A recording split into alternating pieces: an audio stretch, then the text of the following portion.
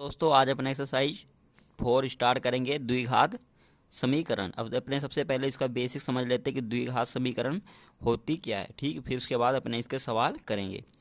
अब देखिए द्विघात समीकरण क्या होती है। जैसे चर x में एक द्विघात समीकरण, जैसे चर x y z s t किसी में भी द्विघात समीकरण हो जाती है, किसी भी चर में हो सकती है। ठीक, ये x में जैसे अपने एक एग्जाम्पल लेते हैं, x में एक द्विघात समीकरण ax² + bx + c, यानी कि अगर कोई भी द्विघात समीकरण उसकी जो x जो चर होगा उसकी हाईएस्ट पावर कितनी होनी चाहिए, 2, तभी वो द्विघात। अगर ये इसकी हाईएस्ट पावर 3 हो जाए तो ये त्रिघात हो जाए। ठीक, और इसमें के प्रकार का होता है जहाँ ए बी सी क्या है, वास्तविक संख्या यानी कि कांस्टेंट है, यानी कि नियतांक है।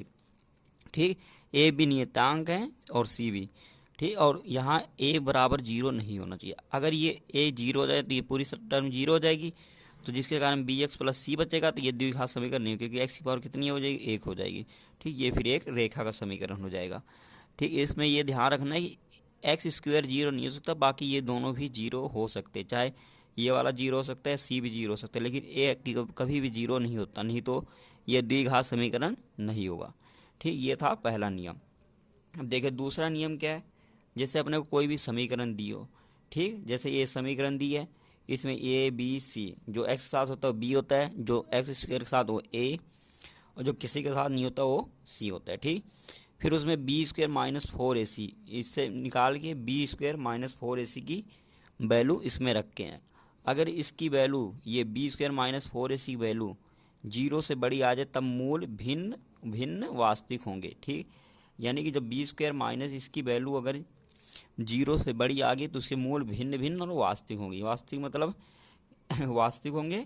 ठीक, रियल नंबर, और क्या होंगे, अलग अलग। जैसे एक 2 है तो दूसरा 3 होगा, 4 5, ठीक, प्लस माइनस का हो सकता है, वो कोई फर्क नहीं पड़ेगा। ठीक, यानी कि दोनों मूल क्या होंगे, अलग अलग और वास्तविक होंगे। और अगर b² - 4ac, अगर इसकी वैल्यू क्या आ जाए, 0 आ जाए b² - 4ac की, तो फिर उसके मूल क्या होंगे, बराबर होंगे। ठीक है, क्योंकि 0 हो जाएगा तो फिर इधर -b/2 है तो सेम ही रहेगा। ठीक, तो इधर प्लस माइनस चेंज नहीं होगा, तो इसलिए इसके मूल भी चेंज नहीं होते हैं। ठीक, और जो तीसरा पॉइंट है b² - 4ac, अगर 0 से छोटा है तब क्या होंगे, मूल काल्पनिक होते हैं। ठीक, यानी जैसे -b + -b², यानी इसका वैल्यू अगर 0 से छोटा आएगा तो यानी ये माइनस की हो जाएगी संख्या। अगर रूट के अंदर कोई भी संख्या माइनस के अंदर आ जाए तो वो क्या होगी, काल्पनिक संख्या हो जाती है। काल्पनिक संख्या की यही पहचान होती है कि अगर कोई भी रूट के अंदर माइनस वाली संख्या आ जाए तो वो काल्पनिक संख्या होती है। ठीक, अब देखिए तीसरा नियम।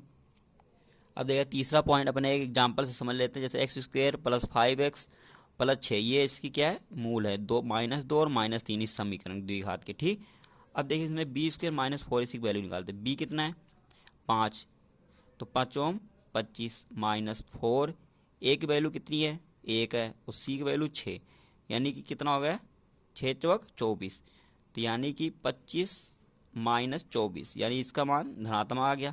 अब देखिए b² - 4 इसमें 0 से बड़ी आ गई, और अगर जब 0 से बड़ी आएगी तो मूल क्या होंगे, भिन्न भिन्न और वास्तविक। तो भिन्न भिन्न आगे और वास्तविक है ही है, -2 -3। ठीक, अब देखिए एक पहचान और होती है। अगर कोई, जैसे ये द्विघात समीकरण है और अगर ये इसका मूल है, अगर ये द्विघात समीकरण है और इसका मूल ये है, तो अगर इस मूल को इस समीकरण के अंदर रखेंगे तो उसका आंसर कितना आना चाहिए, 0 के बराबर, यानी उस समीकरण को संतुष्ट करना चाहिए। ठीक, अब इधर अपने रख के देखते हैं। यहाँ -2 है तो -2 का स्क्वायर, +5 है -2 + 6 = 0, 2 दूना 4, माइनस माइनस गुना प्लस का हो जाएगा, और ये क्या हो जाएगा, 5 दूनी 10, ये किसका हो जाएगा, माइनस का, क्योंकि प्लस माइनस गुना माइनस, और +6।